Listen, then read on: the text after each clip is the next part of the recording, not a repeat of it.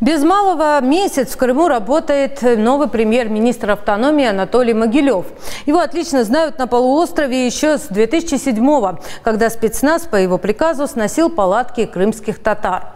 Новый премьер уже заявил, извиняться перед потерпевшими не собирается. Во что выльется новое назначение для Крыма, политологи и эксперты предсказывать не берутся. Тем более, что недавно в Симферополе неожиданно вышли на улицу люди, требуя отставки главы Меджлиса крымско-татарского народа. Сторонники Мустафы Джамилева заявили, это провокация российских спецслужб, согласованная с новым руководством автономии. Репортаж из Крыма нашего собственного корреспондента в Украине Александра Моторного. Из Крыма в Крым с непродолжительной остановкой в столице бывший главный милиционер полуострова, просидев 1,5 года в кресле министра внутренних дел, снова возвратился на полуостров, но теперь уже в статусе просто тамошнего самого главного. Уезжая, обещал не рубить с плеча, но не прошло и 3 недель. На улицах Симферополя потребовали отставки главы Меджлиса.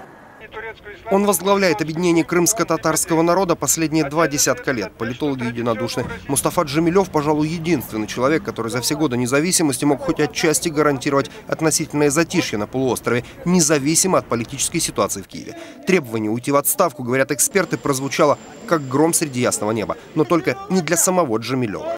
Это нормально, пусть заявляет импичменты, но то, что необходимо сменить председателя Меджлиса, это давно назревшая проблема, потому что не может все-таки один человек более 20 лет быть на одной и той же должности.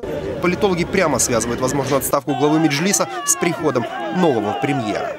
Крым мне дорог, и я благодарен президенту Украины за то, что он внес мою кандидатуру.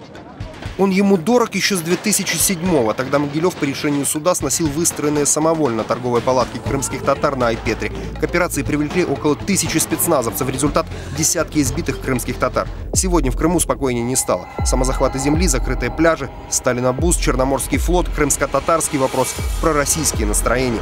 Решать именно политические вопросы, уверены аналитики, в Крым и отправили проверенного бойца из президентской макеевской команды.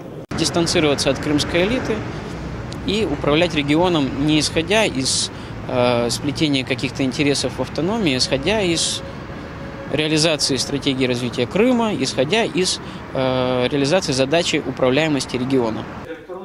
Экономику полуострова, вероятнее всего, и дальше будут контролировать люди из окружения бывшего крымского премьера. А вот за межнациональную стабильность спросят именно с милицейского генерала. Впрочем, он и сам это понимает. Это в большей мере готовность политическая. Поэтому здесь необходимо находить какие-то политические компромиссы, которые позволяют удерживать равновесие в Крыму. Одна из первых встреч новоиспеченного премьера состоялась за закрытой дверью с лидерами Меджлиса. О чем говорили, так и осталось тайной. Но уже через 2 недели на улице Симферополя неожиданно вышла толпа. Требование – Джамилев должен уйти.